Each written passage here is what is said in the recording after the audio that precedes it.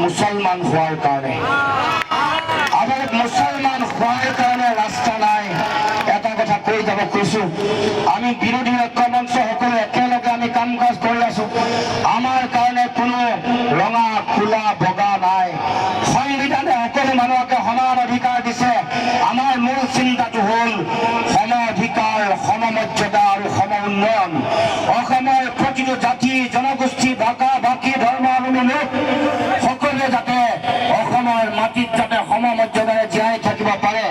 কোনেও যাতে এইখন অসমত মই হিন্দু মই মুছলমান এইবুলি কেতিয়াও কোনো যাতে ভাগ ভাগৰ ৰাজনীতিৰ বলি নহয়। কোনেও যাতে নিজৰ অধিকাৰ হেৰুৱাব লগা পৰিৱেশৰ সৃষ্টি নহয়, তাৰ কাৰণে আমি আমাৰ বিৰোধী ঐক্য মঞ্চ আমি সংকল্পবদ্ধ।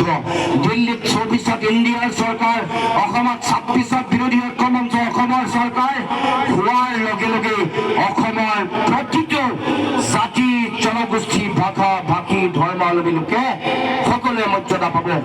জনজাতিসকলে ট্ৰাইবেলসকলে মৰ্যাদা পাব, মুছলমানসকলে মৰ্যাদা পাব, খ্ৰীষ্টানসকলে মৰ্যাদা পাব, বৌদ্ধসকলে পাব, পাৰ্চী যদি অসমত আছে পাৰ্চীয়ে পাব, শিখসকলে পাব। সকলো জাতি জনগোষ্ঠী খিলঞ্জীয়া ভূমিপুত্ৰ প্ৰত্যেকে তেওঁলোকৰ অধিকাৰ সুৰক্ষিত কৰাৰ কাৰণে আমি দায়িত্ব ল'ম।